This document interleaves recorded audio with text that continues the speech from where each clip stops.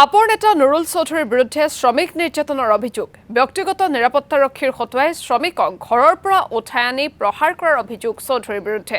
চিকিৎসাধীন অৱস্থাত ঘটনাৰ 18 দিনৰ পিছত মৃত্যুক আঁকোৱালি লয় জমিৰ উদ্দিন নামৰ লোকজনে যাক লৈ অঞ্চলজুৰি সৃষ্টি হৈছে তীব্ৰ চাঞ্চল্যৰ ৰূপৈহাটৰ লাওগাঁৱৰ এসিসি নামৰ এটা ইটা ফাটাত কামৰ বাবদ আগধন হিচাপে লৈছিল 10,000 টকা কিন্তু সময়মতে কামত নোযোৱাৰ অপৰাধত আবু হানিফৰ পিতৃ জমিৰ উদ্দিনক ইটা ফাটাটোৰ স্বত্বাধিকাৰী নুৰুল আমিন চৌধুৰীয়ে ঘৰৰ পৰা চোচৰাই লৈ আহি প্ৰহাৰৰ অভিযোগ উত্থাপন কৰিছে স্থানীয় লোকে এই ঘটনা সন্দৰ্ভত ৰূপৈহাট আৰক্ষী থানাত এক গোচৰ ৰুজু কৰি জমিৰ উদ্দিনৰ চিকিৎসাৰ ব্যৱস্থা কৰে পৰিয়ালে কিন্তু চিকিৎসাধীন অৱস্থাতে মৃত্যুক আঁকোৱালি লয় জমিৰ উদ্দিনে এই সমগ্ৰ ঘটনা সন্দৰ্ভত মুখ্যমন্ত্ৰী ডক্টৰ হিমন্ত বিশ্ব শৰ্মাৰ হস্তক্ষেপৰ দাবী জনাইছে ভুক্তভোগী পৰিয়ালটোৱে মই এটা বড় পয়সা দিছিলো যে 10,000 টাকা দিছিলে 10,000 টাকা পিছত দিবৰ পিছত 14 তাৰিখে যোৱা মাসৰ 14 তাৰিখে মোৰ দেউতা কুটাই লৈ পেলাই ৰাতি 5টা বজাত কুটাই লৈ গৈছে সুৰাই লৈ গৈছে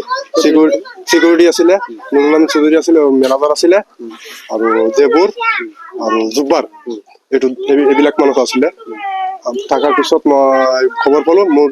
মা ফোন মাৰি পেলাই কৈছে তোৰ দেউতাক লৈ গ'ল উঠাই পেলাই তো সিংমাৰি যাব সিংমারি যাব তো মই ভাবিছো তো সেই তাত যালে তো 10,000 টাকা দি পেলাই মিলাপিতি কৰি দিম তো সি ভাবিছা নতুন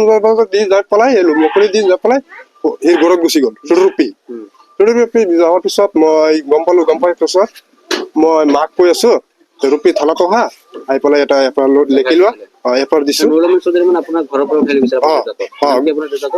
জমিৰ উদ্দিন কেই তাৰিখ উঠাই নিছিল 14 পুলিচ লৈ আহিছিল পুলিচ নহয় সিকিউৰিটি লৈছে এইটো ইলেকশ্যনৰ কাৰণে দিছিলে যে নিৰ্বাচন তাৰ লগত সিকিউৰিটি আছিল দুটা সিকিউৰিটি আছিল